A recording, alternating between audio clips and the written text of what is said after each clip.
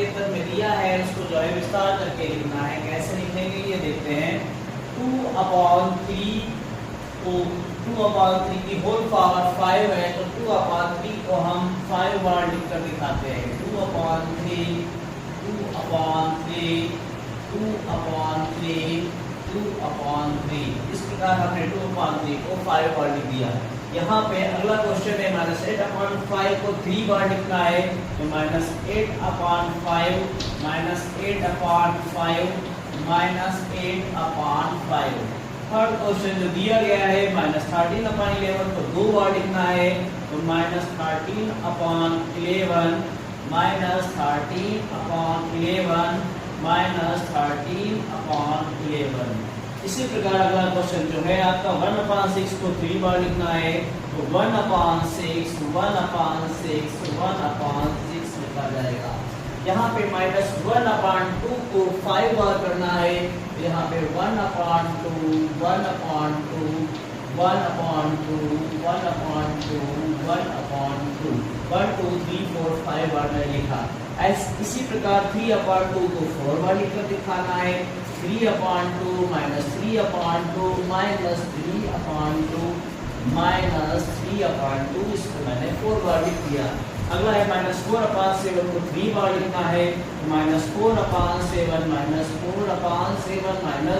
-4/7 ऐसे ही -1 को इस बार 9 बार लिखना है तो -1 × -1 × -1 × -1 गिनते हैं 1 2 3 4 5 6 7 8 9। यहाँ पे आपकी संख्या माइनस में दी है तो आप इसको जो है -4 ब्रैकेट में लिखकर जरूर दिखाएं। इस प्रकार मैंने क्वेश्चन नंबर 3 सॉल्व किया।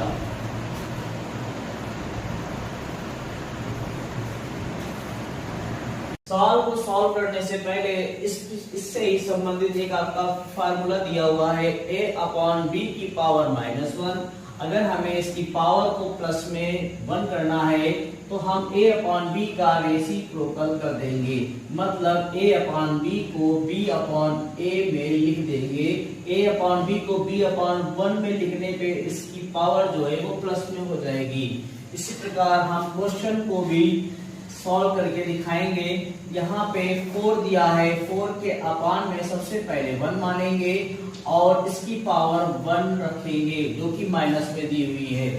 अब 4/1 को हमें प्लस में करना है तो इसका रेसिप्रोकल होगा 1/4 और इसकी जो पावर है वो प्लस में हो जाएगी। इसी प्रकार क्वेश्चन नंबर अगला है -6/1 मानेंगे और इसकी पावर जो है -1 दी हुई है। अब -6/1 को पावर जो है प्लस में करनी है तो हम यहाँ पे -1/6 लिखेंगे और इसकी जो पावर है वो प्लस में हो जाएगी। यहाँ पे 6 माइनस था, यहाँ पे 1 माइनस हो गया है तो यहाँ पे ऊपर न्यूमरेटर डिनोमिनेटर में कोई भी माइनस में होता है तो वो माइनस का ही फ्रैक्शन कहलाता है। अगला क्वेश्चन जो दिया है आपका 1/3 की पावर -1 तो यहाँ पे हम इसका रेसिप्रोकल करेंगे तो 3/1 की पावर +1 प्राप्त होगा। लेकिन जब इसको आंसर में लिखेंगे तो 3/3 की पावर 1 प्लस के रूप में लिखा जाएगा। अगला क्वेश्चन जो है लिखा है -2/3 की पावर -1 तो यहाँ पे 2/3 का रेसिप्रोकल करेंगे तो -3/2 की पावर +1। इस प्रकार आप देख फॉलोइंग निम्नलिखित को जो है व्युत्क्रम रूप में लिखना है। 3/8 दिया गया है तो इसका जब हम रेसिप्रोकल करेंगे तो 8/3 लिखेंगे और उसकी जो पावर होगी वो प्लस में ही रहेगी क्योंकि रेसिप्रोकल होने पर जो इसकी पावर है वो वही रहती है और अंदर का जो फ्रैक्शन है वो उलट जाता है, उल्टा हो जाता है। यहाँ पर भी इसका जब रेसिप्रोकल लिखेंगे तो -6 ऊपर हो जाएगा, 6 जो नीचे था और जो 5 ऊपर था वो नीचे आ जाएगा, घात इसकी प्लस में ही रहेगी। अगला क्वेश्चन है 6 की पावर 7। तो सबसे पहले हम इसके अपान में 1 मानेंगे, तो 6 अपान की पावर 7 होगी।